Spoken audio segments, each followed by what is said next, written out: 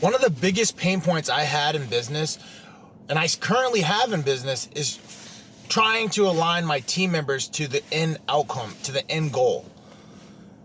My name is Oliver Fernandez, and welcome to The Imperfect Entrepreneur. Like one of my mentors says, a lot of people are broke, and I don't want you to be one of them. So I'm excited to share with you on how I figured out how to align my team.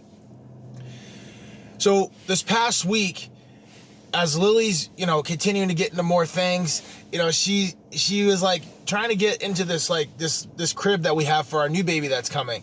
And as she was trying to get into it, she was struggling and then crying, getting all upset about it, right? And I didn't, a lot of times, I had the urge to want to go and save her and rescue her and go, just plop her in the crib, right?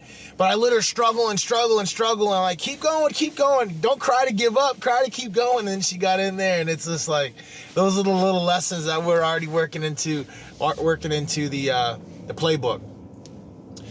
So over the last 12 years of being in business, one of the things that I've always struggled with was aligning my team to the vision, aligning my team to the goals, aligning my team to the end outcome. And to be 100% honest with you, one of the reasons why I struggled was I was I didn't have an abundance mindset. I didn't understand that in order for me to get big, we had to get capacity as an organization. The way I used to run things was like, here's the lid of my partner, and like as soon as it hit that lid, that was it. Like there was nothing more. And it was very transactional looking back. It's so easy looking back and seeing it, but like when you're in the middle of it, it's like it's not as easy seeing it. But now that I know that and now I understand that, I'm like, I'm casting the vision. I'm talking about where we're going and why we're going there. And it was really funny because last week we had a team call, and on that call, one of my team members was asked by another team member. So I had no involvement in this, but like, where are we going as an organization? And the lady was, we want to first hit $100 million, and then once we hit the $100 million, then we want to get to $1 billion. All right, well, how are we going to get to $100 million? Well, we're going to start bidding $10 million worth of work a month, right?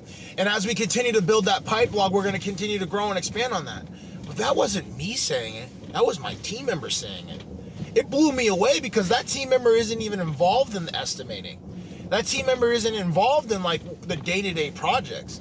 That team member is involved in McKinsey as an organization, and to hear her be able to explain that vision without me having to like coach her, just came up right off the cuff.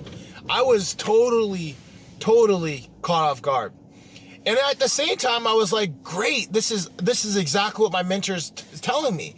If your team doesn't know where you're going, they're going to be confused. And when they're confused, they're going to find failure. So if you paint a clear enough picture for people and they understand where you're going, they're going to start to add in and fuel the growth. And I was like, wow, that was a huge aha moment for me.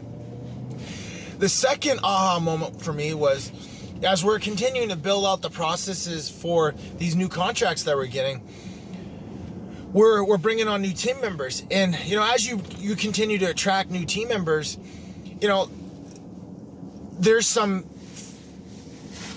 been some conversations about, hey, I want to be incentivized. And honestly, I've been the one that's bringing up the conversations to be able to get the good talent, right? So as we're walking through these conversations, in the past, I was very transactional because I didn't want to get into a situation where I'm like, yeah, I'm splitting profits with people, and then I'm still doing all the work. And what I mean by doing all the work is like we all have our normal duties, right? Like we got to, do X, Y, Z as our main responsibilities. But to really be successful in business, you have to do whatever it takes. So there's going to be curveballs that are going to be thrown at us. There's going to be change-ups that are going to be thrown at us all the time. And are you willing to do whatever it takes to make that happen? And what does whatever it takes look like? Okay, well, we got 5 proposals due. Are you going to work through the weekend? Are you going to get to work at 6 o'clock and work till 9 o'clock? Well, that's what it's going to take to get those results. And if you want to be involved in the profits and the upside of the business, then that's what it's going to be required. So I've always had a fear, and I'm not saying it was a real fear, or it was a fear that I should have had, but I've always had this fear that I would, I'd align my team members, and then like I would, set all these targets, and then, I'd still be the one doing the work. So they would show up from their 9 to 5, and then they would leave, and then like all of the hard stuff, all of the nitty gritty stuff, all of the stuff that, takes all the weekends and the nights and the mornings to get off the ground, that I would still be doing. And it'd be like, oh, now I'm paying this person the percentage of the profits when they put some blood, sweat, and tears, but they didn't really put the required amount of blood, sweat, and tears to really get the project to the end result. And this weekend I was thinking, I'm like, all right, so we have our construction costs for these projects. Like if it's say it's $1.5 million, right? Or some of these smaller projects, say it's 50 grand, right? 50 grand is what we have to complete the project from a construction standpoint in the field. Well, the hard part with construction is like getting everybody coordinated, the schedules, finding the subcontractors, finding the material. And like, it doesn't sound difficult, and it sounds like, oh yeah, just shoot out an email and the person will just respond back with the material pricing, and then the subcontractor will just respond back, and they'll just do it for whatever price that you want them to do it for. And like, that might be true for some people, but I've never found that to be true for me. It's always like you reach out to a supplier and you got to follow up with them 10 times to get that one quote. And then that quote might be high. And if that quote's high, then you need to reach out. You really should have reached out to 10 people in the very beginning. So it's like that's the stuff that, like, dude, if you get involved in and you take that off of my plate, that push, that grind, that whatever it takes, like, I have no problem incentivizing the team. But like, I didn't have that clear enough picture before of like what number it should have been based off of to be able to articulate that to the team. So now as I'm working through it, right, and I'm walking through like all of the nitty gritty cost of all that stuff, I'm like, that's the thing. So I was in a conversation with one of my team members yesterday, and I told them that, and the next thing, not the third thing or the fifth thing, but the next thing that came out of their mouth was, oh, if that's the case, I should have just gone down there and installed the electrical. And like, I was like, oh my God, that's exactly the thinking that I was looking for. That was exactly the result that I wanted this to trigger. So it was like, great, we're heading down the right path. So as we continue to build up this process, we're going to be aligning my team based off of that construction budget. And that construction budget, I'm good with splitting that, right?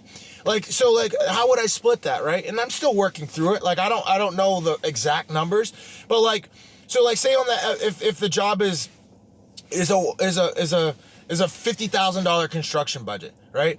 And my team works and finds a subcontractor, finds the material, finds the installers, and we can get it all done for under 40 grand. That means there's $10,000 of buffer of profit left over from us hustling in the field to make things happen. And that's what we have to do on every job that you become profitable in. Like, you have to hustle. You have to stay on top of the emails. You have to, stay on top of your phone calls. You have to continue to follow up. Those are the things that I always was in fear of, that like, oh, my team isn't going to really do that work. And then all of a sudden I'm going to be stuck doing that work. But then I've aligned them and I've cut them in on the profits. And then now I've done all this work and I haven't gotten compensated for it. But if the team is going to do it, I have no problem bringing the team on that.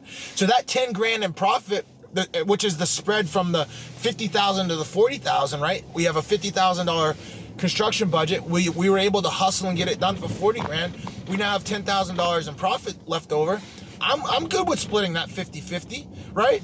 So what does that mean? The organization gets 50%, because at the end of the day, the organization needs to continue to grow and expand, and is the one that has the qualifications to even get the business, has the net worth to even qualify for the work, and has the resources to even to pay for the work up front. So we have to take care of the golden goose. But the other 50%, I'm good splitting that with the team. So that's like $5 grand, right? But like these smaller projects, we're getting hundreds of them, right?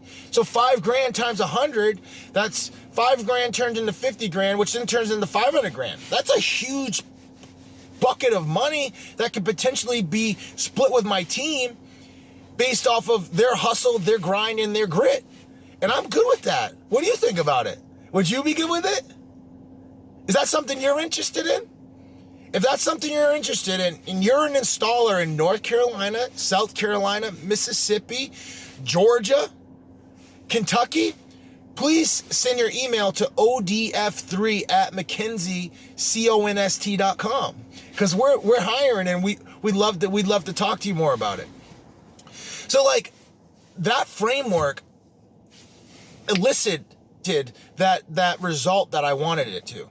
And that result was my team saying, how do we hustle to save money for the organization? How do we do something different? How do we think about something different to be able to profit here? Because at the end of the day, that's what I've always done on the projects, and that's why the company has been profitable. But if I've done that on the projects, why isn't my team doing it on the projects? Well, that's my fault. And it's my fault because I haven't lit them in on the numbers. And now that I understand that letting them in on those numbers is going to elicit that response, all the projects are going to have that, because the way we will never hit $100 million if it's just Oliver having the understanding of all the projects and it's Oliver pushing. Like, no, it's not going to happen. The only way we're going to hit that next level is by the whole team, the entire 35-person organization pushing to that result, pushing to that next level, pushing to get that outcome that we all want. And why is that gonna work, even like from a psychological standpoint? Well, we gotta think back about what's everybody's favorite radio station, WIIFM. What's in it for me? So what do I have to do? I have to first paint a clear picture of the vision. Then I need to tie them into what's in it for me, right? Like no one's gonna work Saturdays, come in 6 o'clock if they're just gonna make me rich as the owner. But they'll come in and do that to make themselves rich. And at the same time, if I align it properly, the organization continues to grow, they grow, and like it's a win-win, right? It seems like a win-win to me. So I can't wait to update you on how this specific process transforms the organization. Go out there and continue to build your legacy. Go out there and continue to crush it. Go out there and continue to produce and make it happen for your family.